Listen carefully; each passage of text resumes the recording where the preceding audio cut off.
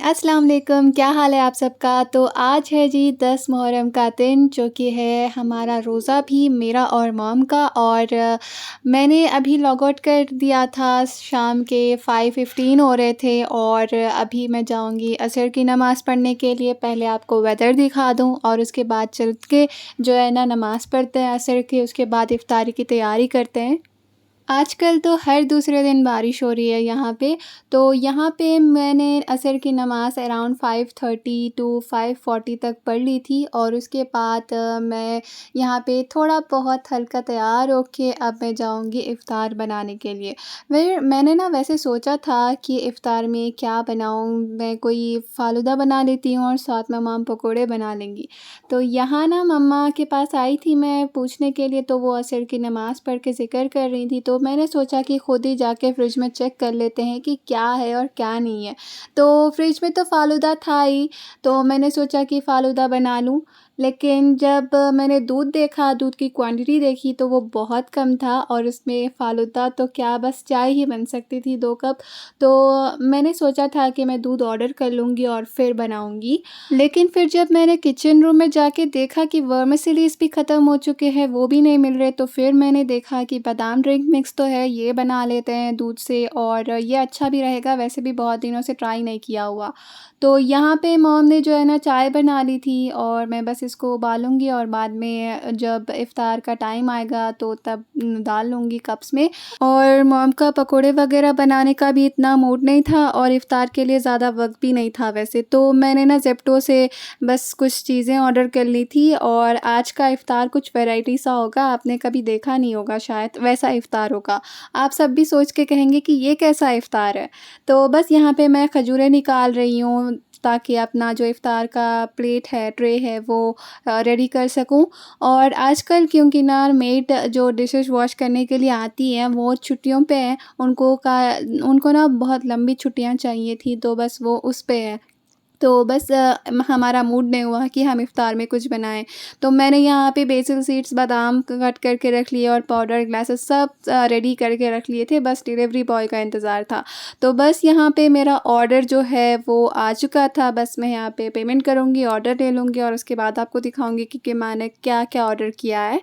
वैसे इनका भी सही है, हर वक़्त तो कैरी बैग्स वग़ैरह देते थे, पेपर बैग्स, लेकिन अभी ये गेट के पास ही जो है ना सारे सामान थमा देते हैं। अगर ज़्यादा हो तो मैं अंदर बुला के रखने लगा देती हूँ, लेकिन कम हो ना तो फिर बाहर से ही रवाना कर देती हूँ। तो बस यहाँ पे ये दूध की पैकेट, ब्रेड और बिंगो के लेस और ये करारे 2 यम के मैंने ऑर्डर किए थे और बस इसी में इफ़्तार जो है वो हो जाएगा। हमने कौन-सा इफ़्तार की दावत करनी है, मेरे और मॉम ने ही तो रोज़ा रखा था, तो बस यही सोच के यही इफ़्तार की चीज़ें होंगी। तो बस यहाँ पे दूध जो था ना वो ठंडा ही था, तो बस इसको ऐसे ही बिना बॉयल करे, ऐसे बिना बॉयल करके ठंडा करे, ऐसे ही पी लेंगे हम। तो ये बादाम ड्रिंक जो है वो बना रही हूँ मैं। वैसे आप सब सोच रहे होंगे कि मैं स्विगी या फिर ज़ोमैटो से भी कुछ ना कुछ ऑर्डर कर सकती थी, तो मैंने क्यों नहीं किया। तो यहाँ पे ना मैं जब भी कुछ भी ऑर्डर करती हूँ तो कम से कम वो लोग 40 टू 45 मिनट्स लेते हैं, तो इसीलिए ना मैंने कुछ भी ऑर्डर नहीं किया, क्योंकि वो ऐन टाइम पे जब हम दुआ करके रोज़ा खोल रहे होते हैं ना, तो तब वो आएँगे और डिस्टर्ब करेंगे। तो बस हमें जल्दी होती है, सारी चीज़ें सेट करके रखनी होती है, दुआ माँगनी होती है, दुआ के लिए टाइम अलग से निकालना होता है मगरिब के पहले से कम से कम 10 मिनट पहले से जब हम दुआ करने के लिए बैठते हैं, तो हमारी रोज़ा, दुआएँ, इबादत सारी चीज़ें कबूल कर लेते हैं अल्लाह ताला। मैं कहती हूँ कि इफ़्तार के वक़्त ना लोगों को रश में नहीं होना चाहिए, सुकून से अपनी सारी चीज़ें सजा के पहले रख लें, 20 मिनट पहले रख लें, 30 मिनट पहले रख लें, बस इफ़्तार के वक़्त ना थोड़ा-सा वक़्त निकालें, दुआएँ सारी माँग लें और फिर रोज़ा आराम से खोलें। तब जाके जो सुकून मिलता है ना इंसान को कि हाँ भई, हमने सारी दुआएँ माँग ली अल्लाह ताला से, सारा कुछ जो है ना कबूल कर लिया अब अल्लाह ताला ने, ऐसा जो फ़ीलिंग आती है ना वो रश में नहीं होता। और रश में जब हम दुआ करके खोल खोल भी लेते हैं ना तो वो वाली फीलिंग नहीं आती जो आराम से दुआ करके हम खोलते हैं। एंड आई गेस मेरी इस बात से थोड़े बहुत लोग तो एग्री करते ही होंगे। तो बस यहाँ पे मैंने दूध के अंदर 2 to 3 टेबल स्पून्स बादाम मिक्स का पाउडर डाला और बेसिल सीड्स डाल दिए। वो दूध में इफ्तार के वक्त जो रोज़ा खोलने का वक्त होता है तब तक वो नरम हो ही जाएंगे। और जो बादाम कट करके रखे हुए थे मैंने वो डाले। और यहाँ पे मेरी इफ्तार की ट्रे जो है वो रेडी कर रही हूँ। पानी रख लिया था करारे और लेस मैंने सारे निकाल के इसमें डाल दिए। और जो मॉम ने चाय बनाई थी उसको रीहीट करके यहाँ पे कप्स पे पॉर कर रही हूँ। वैसे ना हमने सिर्फ मुहर्रम का ये जो 10वीं मुहर्रम है ना उसका ही रोज़ा रखा था। बाकी ये सुन्नत के जो भी रोज़े होते हैं ना वो नहीं रखे हुए। वैसे ये भी सुन्नत का ही रोज़ा है। तो बस इसलिए इतना ज़्यादा कुछ भी हमने घर में प्रिपेयर वगैरह नहीं किया हुआ। बस बादाम ड्रिंक मैंने बना लिया, मॉम ने चाय बना ली और मैंने चीज़ें ऑर्डर कर ली और वही ये सारी अनहेल्दी चीज़ें इफ्तार पे हम खाएँगे।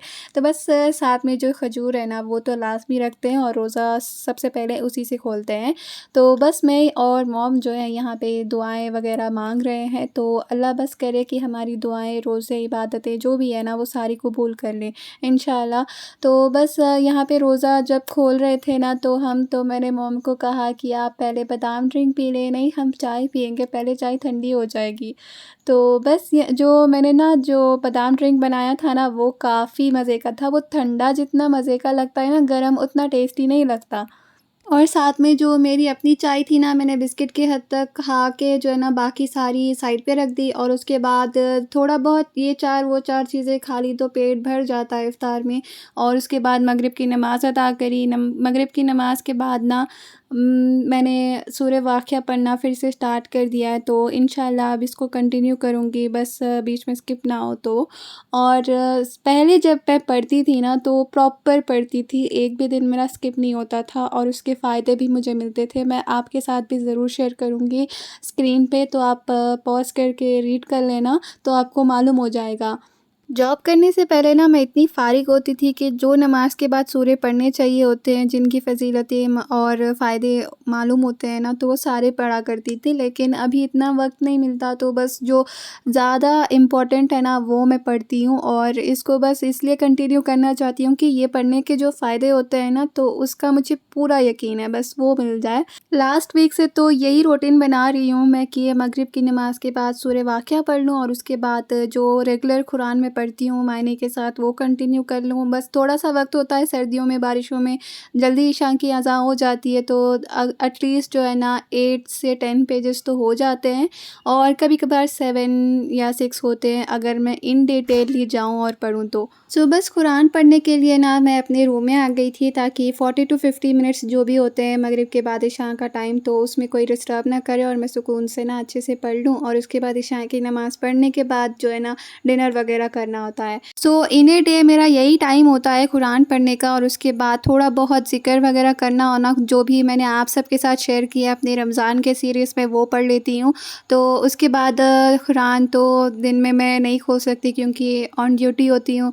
तो बस यहाँ पे इशा की नमाज़ पढ़ ली थी, ज़िक्र वगैरह कर लिया था और डिनर का मैं वेट कर रही थी। मम्मा ने कहा कि करी जो है वो ना वो पक रही है। तो बस जो चीज़ें हमने साइड पे रखी थी 4-4 खा के वो मैं ख़त्म कर रही थी यहाँ पे बैठ के और साथ में फ़ोन वगैरह चला रही थी। सो बस उसकी थोड़ी देर बाद मम्मा ने कहा कि करी जो है ना वो रेडी है। उन्होंने बैंगन की करी बनाई थी तो बस यहाँ पे परोठा के साथ मैं यहाँ पे खा रही थी। और क्योंकि वेजिटेबल्स करीज़ मुझे राइस के साथ खाई नहीं जाती तो वो रोटियों के साथ ही अच्छी लगती है, तो मैंने परोठा अलग से डाल लिया था। और इसके बाद की जो भी रूटीन है ना मैंने अलग से आप सबके साथ ज़रूर शेयर की है अपनी नाइट टाइम रूटीन। अगर आप लोगों ने नहीं देखी तो मेरे चैनल पे जाकर देख लें, इससे पहले वाले या फिर उससे पहले वाला व्लॉग होगा तो आप सब इन डिटेल वो देख सकते हो। तो फिर भी मैंने बस यहाँ पे थोड़ा बहुत जो है ना वीडियो क्लिप्स ले लिए थे ताकि 1-2 क्लिप्स तो ऐड कर दूँ। वीडियो बहुत छोटी है वैसे।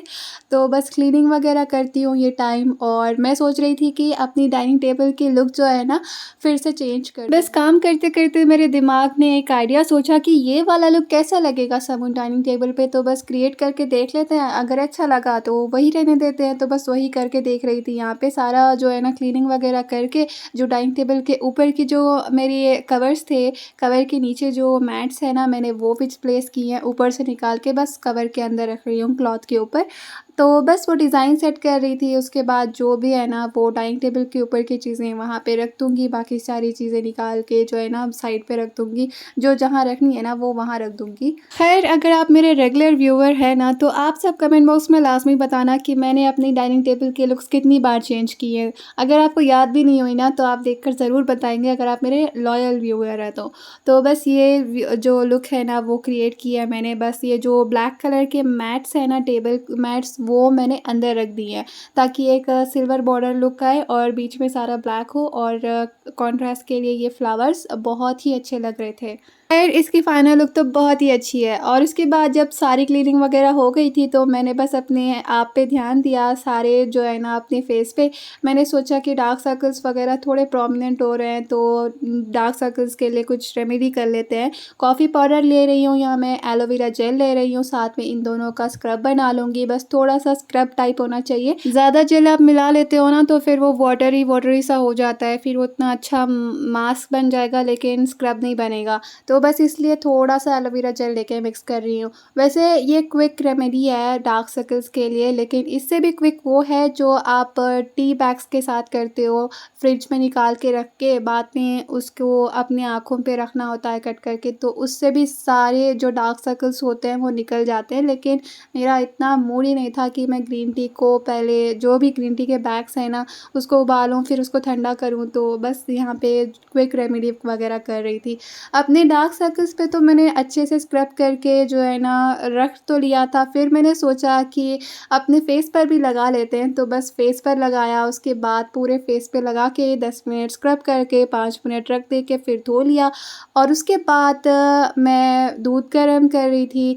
वैसे आज मूड नहीं था मेरा हल्दी दूध पीने का, अगर हल्दी दूध पीकर सो जाती तो वैसे भी सुबह लेट ही उठना है क्योंकि नींद इतनी आती है वो पीने से। तो बस हॉर्लिक्स ले रही हूँ, साथ में ब्राउन शुगर लूँगी और कुछ ना कुछ खा पी कर सोती हूँ ना तो अच्छी नींद आती है। खैर वैसे मैंने सुना है कि आप जब किसी को भी देखते हो तो मुस्कुराना सुन्नत है और जब आप किसी के चेहरे पे स्माइल लाते हो तो वो तो क्या ही बात है ना। तो बस आप सब जल्दी से लाइक का बटन दबा दें और जिन्होंने लाइक का बटन दबा दिया है वो कमेंट भी ज़रूर कर दें ताकि मुझे भी पता हो। तो आपके एक लाइक और एक कमेंट से मेरे चेहरे पे जो हँसी आएगी ना उसका सवाब आपको मिलेगा। खैर वैसे मैंने सोचा था कि सहरी के वक़्त से व्लॉगिंग जो है ना वो शुरू करूँगी, लेकिन सहरी के वक़्त मेरी आँख ही नहीं खुल रही थी। मम्मा ने उठाया था, फिर सहरी भी उन्होंने कराया और मैं नींद में ही सहरी कर रही थी।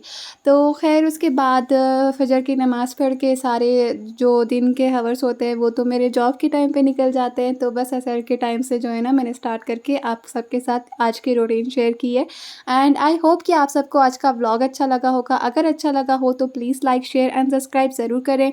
मैं मिलती हूँ आपसे अपने नेक्स्ट व्लॉग में, तब तक के लिए अपना बहुत ज़्यादा ख़्याल रखें। तब तक के लिए अस्सलाम वालेकुम, अल्लाह हाफ़िज़।